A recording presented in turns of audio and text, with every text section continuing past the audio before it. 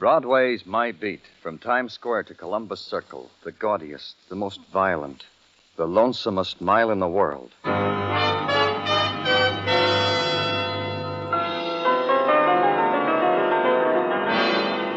Broadway's My Beat, with Larry Thor as Detective Danny Clover.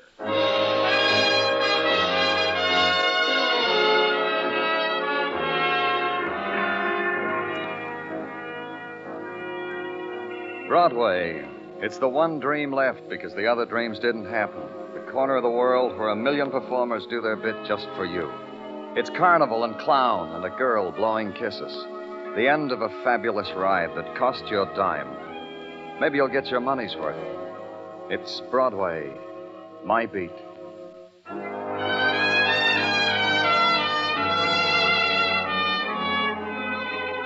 The month was April, in the year of the zither.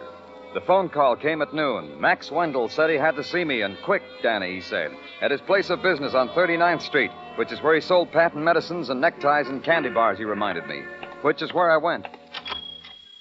Danny, brother, am I glad to see you. You sounded worried when I talked to you on the phone, Max. Worried? Oh, brother. What's the trouble? Brother. Don't do that again, Max. Say regular words and tell me the trouble. Sure, I was going to. Wait a minute. I'll turn down the radio a little. You know, you got to be tuned to this type of music to be in style. Not to the trouble. Look at me, Danny. What do you see? Max Wendell in an orange necktie? You trying to sell me a necktie, Max? Later, maybe. Right now, listen. When you look at Max Wendell, you see a completely rehabilitated, practically a new man type of man. You see that, huh? Well, the cure did you good, Max. You look fine. Look, I don't need compliments. I got trouble. This morning, a no good from way back came into here. You know what he wanted me to do, brother? Max? All right. He said he's got pounds of the stuff. Narcotics? Yeah. And on account of once in the dead past I was known as an addict of the stuff, he comes to me and wants me to distribute for him. Who was he? I don't remember his name. Just a second, Danny. There's something I can do. Danny, it's the no good from way back. Max shriveled against the blow of the bullet. Then his hands reached out, clutched the air, clutched at another moment of life. It wasn't there. The killer made sure. Then the killer wanted me. I threw myself to the floor and knocked over the perfume display. The lust was on him, and he moved slowly to where I was, grinning at me, grinning at the gun in my hand. Then I shot. The grin was still there. And again, the grin froze. Then there was the sound of sirens, and the official handlers of death were at the door.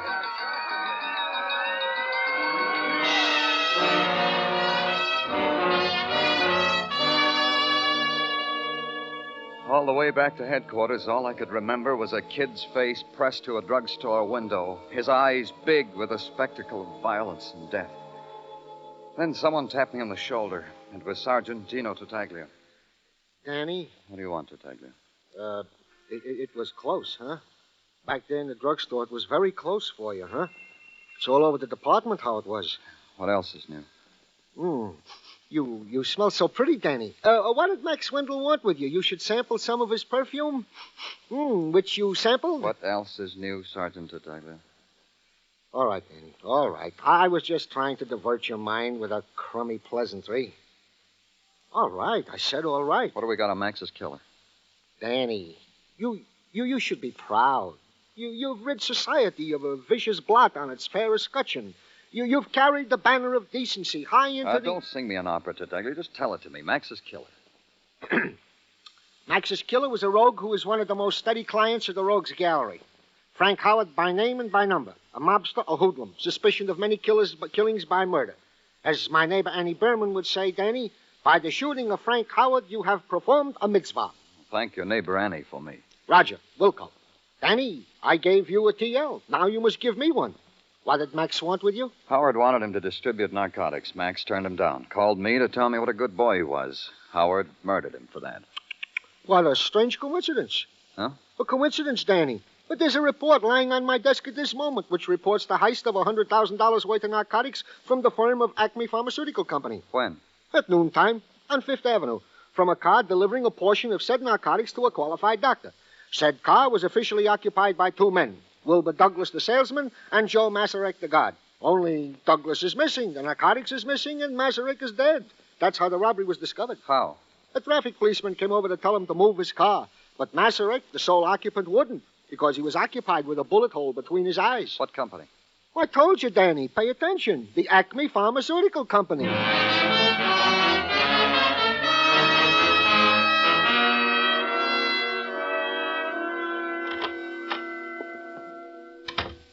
Sorry to have kept you waiting, Mr. You didn't keep me waiting. Well, you're quite resourceful. Yes, Miss Westfall? It's time for your throat spray, Mr. Vaughn. Oh, thank you, Miss Westfall. Pardon me, Mr. Now, Mr. Why the devil don't you tell me your name? Miss Westfall, come in here and throw this man out. I can't. He's a policeman. Stay at your post, Miss Westfall. I may need you. Hey, you're a policeman, sir. What can I do for you? My name's Danny Clover. What happened this morning? How come $100,000 worth of narcotics was stolen from the Acme Pharmaceutical Company? Let me tell you something. All that merchandise running around loose will play hob with It's going to do just that, Mr. Vaughn, unless you decide to get off the dime. Fire your questions at me, Mr. Clover. What's the routine here? I mean, when one of your men is assigned to make a delivery, what happens? How does it work? With efficiency and dispatch, like so. Our man is given a parcel for delivery to various supply houses and medical people. At the same time, he is given a route card. Then he doesn't know the route until immediately before he leaves here. Precisely. He goes downstairs to the garage. The dispatcher gets his car. The attendant hands him his keys. He drives out of the garage, picks up a guard at the corner, and proceeds. I see.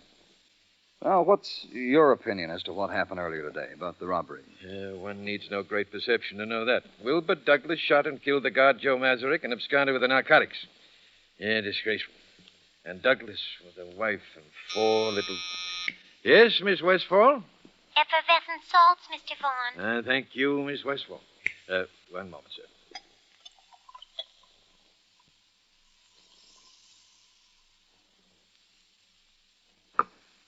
Yeah, now, that'll teach my stomach to behave. Now, we were saying, kids, Douglas, with a wife and 4 little kids.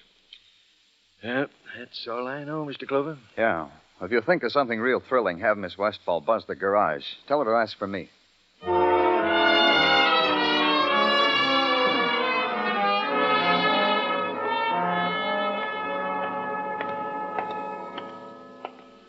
Tobin, your car is ready. It's waiting for you at the loading platform. Mr. Tobin, your car is ready. It's waiting for you at the loading platform. What are you doing in here? What do you want? Danny Clover, police. You're the dispatcher? Don't they ever run out of you guys? You're the 10th cop today. I'm so popular all of a sudden. Not that I mind. I like it. I really like it. Then you know why I'm here, Miss... Peg Toohey. Sure, I know why you're here, Mr. Clover. The robbery. It takes a $100,000 robbery to make me popular with the fellas. Tell me about it, Miss Toohey. Peg. We have to be formal just because a crime is committed. Call me Peg. Run it down for me, Peg, from the beginning. I already opened my heart to 9 other policemen, Mr. Clover. You'll make the 10th. You dispatched Wilbur Douglas's car? Permit me. I know it by heart already. At 11:15, the orders came down from upstairs to get Mr. Douglas's car ready. Uh-huh. I gave the orders it should be ready. At 11:30, Mr. Douglas made his appearance in our garage. At 11:32, I spoke over the loudspeaker like this. Mr. Douglas, your car is ready. Excuse me. I'm so excited, I don't know what I'm doing. You talked to Douglas? Only over the loudspeaker here. You know, you're the first one to ask me that question. Did you see anyone else talk to him? A stranger, a visitor? No. Did he go out of the garage at all, even for a minute? No. You've got an entirely new list of questions. I like it. No, Mr. Douglas stayed here all the time, perusing his briefcase. But then Zach gave... Zach? The attendant here, Zach Bailey. Zach gave Mr. Douglas the keys to the car, and Mr. Douglas drove off to pick up the guard who was waiting for him in the front. Where's Zach? Oh, he's out there amongst the cars someplace. You can't miss him. He's the only human being down here, besides me. Thanks, Peg. Thanks a lot. Oh, likewise, I'm sure.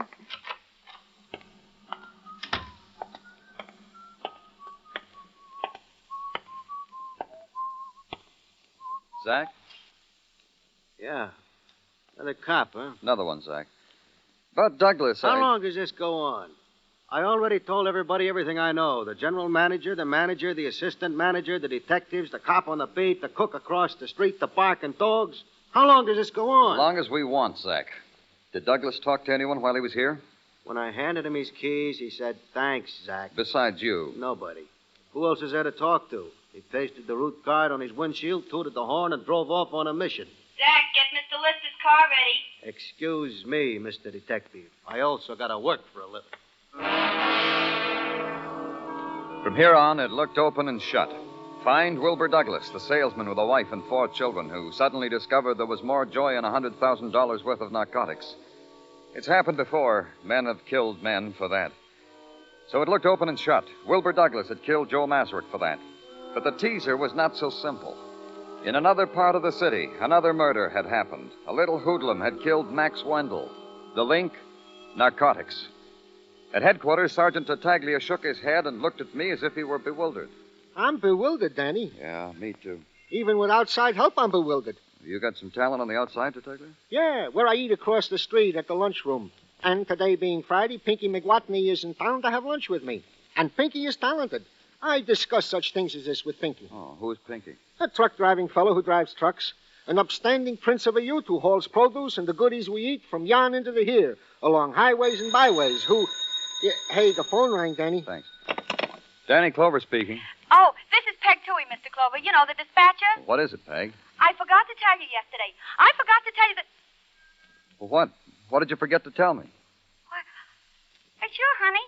You call for me tonight. Peg. No, you let me talk. Sure, honey, it's okay for tonight. Of course, I'm home now. Pick me up right away. Honey, right away. Goodbye, honey. Peg, what happened? Peg. Please. It took me 20 minutes to wheedle Peg's home address out of personnel at the Acme Pharmaceutical Company. They finally favored me with it. It was a brownstone on West 18th Street, 4 flights up, room 6. Peg, it's Danny Clover. Peg. Yeah. Peg. What happened? Let me lift you up. No.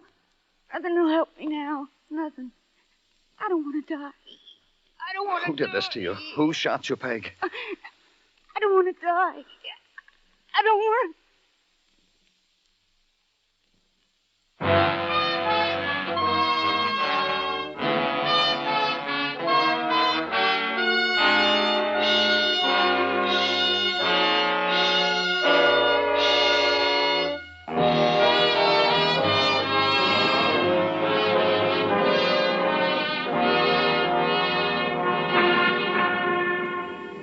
Spring comes to Broadway in many ways. The loudspeakers blossom and bear the fruit of the Charleston. The rainmakers dance their ritual dance and bear no fruit at all. And Broadway is diverted. Broadway is happy. Spring is here. You can stand under the shade of a papier-mâché papaya tree, drink papaya juice, pleat your newspaper, and read of murder. Double feature, Max Wendell, druggist, murdered in cold blood in his place of business. Should have caught that one. Peg Toohey, dispatcher, murdered in cold blood in a cold water flat. A person could cry. Yeah, spring is here. It's been in training in the summer camps, and it's opening the season in its old championship form. Or, as Sergeant Gino Tartaglia put it... Oh, I will L-O-V-E love you all the T-I-M-E time. I Tartaglia. will... Tartaglia. Oh, Danny, I feel so good inside. This invention of spring had the things it can do to a fella. Oh? Yeah. Even Mrs. Tartaglia noticed it. Mrs. Tartaglia said to me, Sergeant Tartaglia, you have become so frisky, almost as frisky as the Tartaglia bloodhound Giuseppe. Have you perchance been heisting Giuseppe's Strongheart lately? She said to me. Mrs. Tartaglia said that. Yeah. Now, you tell me about Peg Toohey's murder. Oh, gladly, Danny. Seems that Miss Toohey was shot with the same gun that killed the Acme Pharmaceutical Company guard in broad daylight on Fifth Avenue. This means, obviously, that the killer of Miss Toohey is the same What else, Tartaglia? Well, let me finish, Danny, please. Is the same who killed the guard, who would be Wilbur Douglas, the salesman, who was still in the ranks of the missing. See? I let you finish. What else, Tartaglia? The Narcotics Division has put its hand in the pie, as indeed it has every right to say. And it has... Huh? Mr. Clover? That is indeed Mr. Clover, and I am Sergeant Gino Tartaglia. How do you do? it's so much easier than I thought. I've come to give myself up, Mr. Clover. You're... Wilbur Douglas. How do you do, Mr. Douglas? I am Sergeant Wilbur Douglas. Hey, Danny, do something. This is the man relax, who... Detective. You're giving yourself up, Mr. Douglas. That means you stole the narcotics, committed the murders. No. It only means that I'm tired and I'm sick. I'm sick of hiding, sick of running away. I'm a family man, Mr. Clover. Man gets used to a family, to a pattern. If you didn't do these things, why did you run away, Mr. Douglas? Why does anyone from anything? I was scared. I came out of a building and found the guard dead. He was sitting in the car, dead. It scared me, so I ran away. It was stupid, Mr. Douglas. Oh, was it? Was it? They all believed I did it. The management, you, my family. Yes, newspapers are wonderful, Mr. Clover. I read them all the time. People open their mouths, it's printed, and the man's life is measured and thrown away. Peg Toohey. How well did you know her? Only enough to say, I'm sorry she's dead. Suppose we believe you, Mr. Douglas. Will you cooperate with us? I mean, cooperate. Will you let me talk to my family? Yes. Thank you, Mr. Clover. It means Let's go on the premise you're innocent. Then someone knew you handled narcotics for your firm. Someone knew you were to make a delivery. Someone knew your route. Who could that be? No one. Only the general manager and myself. Someone else knew. Someone who made contact with you without your knowing it. A stranger. Someone who asked for a light or a handout. Someone you talked to about yourself, about your job. Well, think, Mr. Douglas. Think. No. There was no one. Well, there was only... There was someone. Who, Mr. Douglas? Tell me who. A girl. I was having a drink in a bar. She came up to me and talked to me. She liked the way I looked, she said. I've never done that before. Do you know her name? Yes, Evelyn Wade. At least that's what she told me. We were talking and the bar closed, so she asked me to come up to the hotel for a nightcap. And I went. Where is it? It's the Grant Hotel on West 67. Can I call my family now, Mr. Clover? Yeah. Put it through for him, Tartaglia. Then lock him up.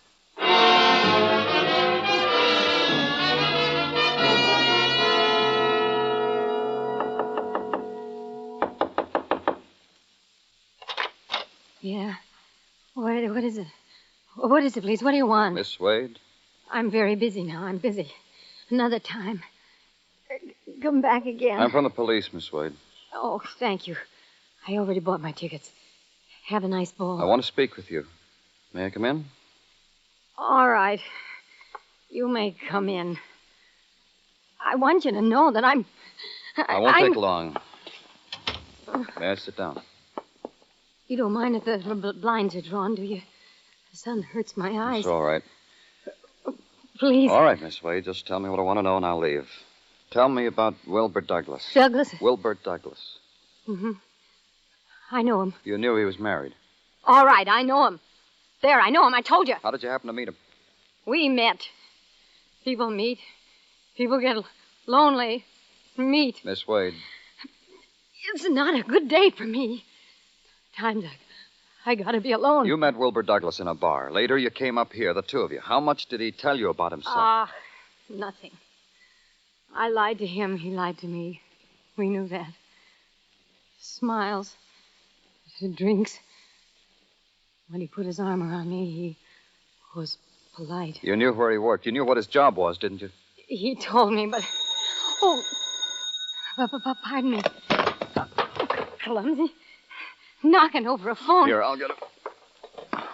Here. Thank you. Hello? Oh, yeah. You got the wrong number. Of course, I'm sure. Wrong number. Fella had the wrong number. What fella? He had the wrong number. I wouldn't know what fella. Miss Wade. Miss Wade. Hmm? I wouldn't know what fellow. Who are your friends, Miss Wade? I don't get out much. Oh, please. Please. Don't go out much, Miss Wade. I want to find you here when I come back. I went downstairs to the lobby. It bothered me about the phone call. There was a man reading a comic book at the switchboard. I asked him about it because it bothered me. I'd have to do more than that, he said. So I let him peek at my badge. That was all I had to do, he said. No, it couldn't have been a wrong number. A guy asked for Evelyn Wade, so we put him through. How could this become a wrong number? Who was it, I asked. He didn't know. Then I questioned him about Evelyn.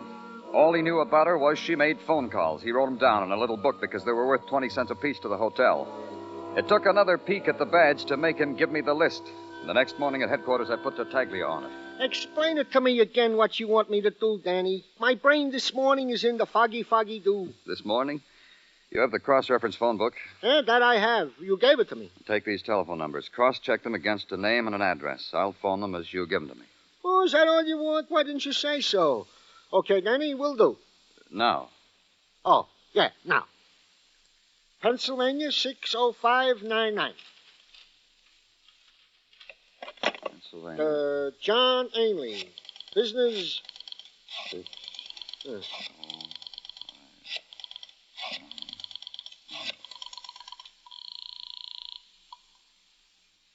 Supermarket, Ainley here. Police Department, Mr. Ainley. Routine check. You know a Miss Evelyn Wade? Yes, once a week she buys a pound of pork chops. Makes us deliver. Stick around the supermarket today, Mr. Ainley. I may want to talk to you. Thanks, Tartaglia. A moment, Danny. Butterfield 89970. Pierre. Pierre what? That's all, Danny. Just Pierre. 1976 East 70th.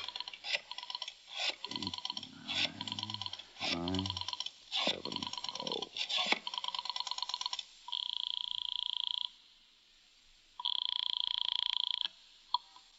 Pierre? Pierre, at your service? Police Department, Pierre. Routine check. Evelyn Wade. Do you know her? Evelyn? Of course. I would know Evelyn anywhere. The texture of her hair is a dream, and she would have... Stick around, Pierre. We may want to discuss it. Gramercy 38099. Myrtle Lance.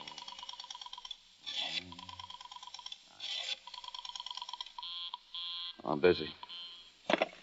Another one, Tartaglia. Yeah. Atwater 97598. Acme Pharmaceutical Company. What? Atwater 97598. Acme Pharmaceutical Company. Yeah. Danny? 8. Acme Pharmaceutical Company, garage. Hello? Hello? Sorry. Hello? Wrong number. Plaza 4396. That's all, Tartaglia. You did good.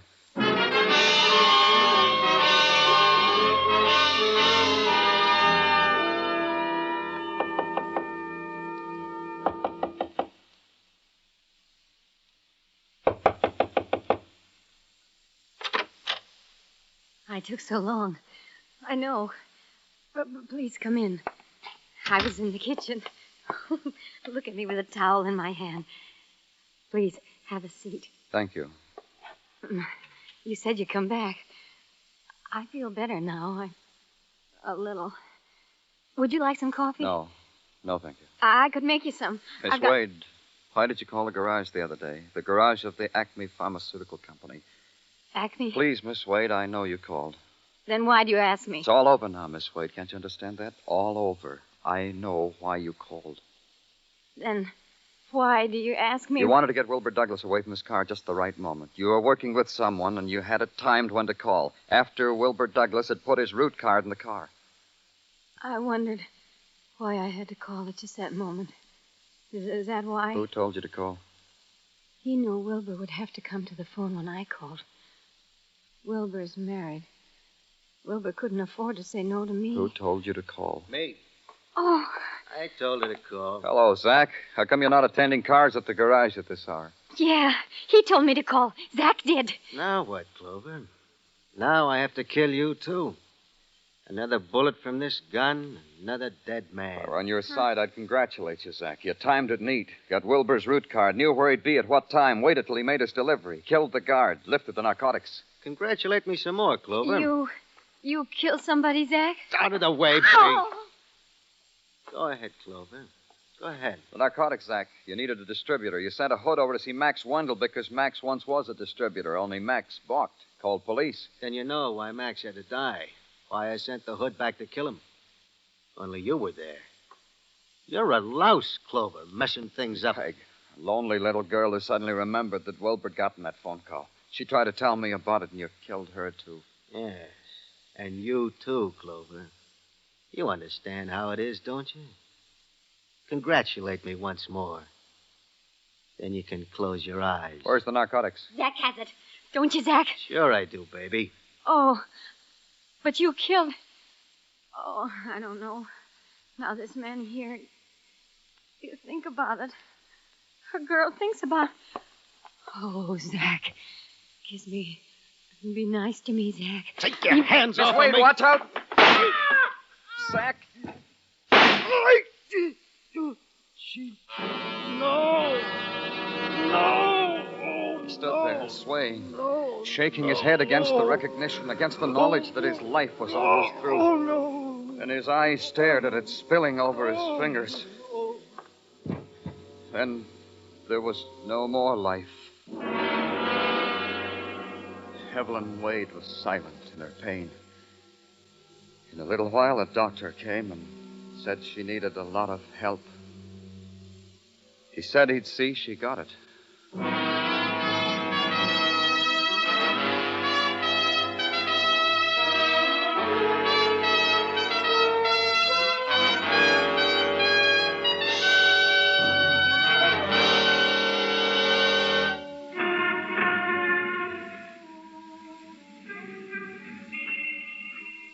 Broadway's deserted now. The night has given up, and it's becoming another day. And for an hour, the Fury lies sleeping. Then an engine will start, and a horn will blow, and people will run out from under the earth to awake the Fury. And it starts all over again. It's Broadway, the gaudiest, the most violent, the lonesomest mile in the world. Broadway, my beat.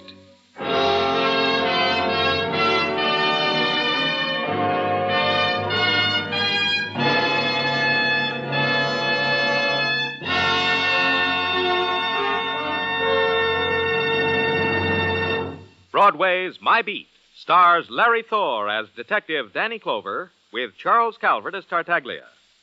The program was produced and directed by Elliott Lewis. The musical score was composed and conducted by Alexander Courage. Included in the cast tonight were Sylvia Sims, Jeanette Nolan, Eddie Fields, Howard McNear, Clayton Post, and Paul McVeagh.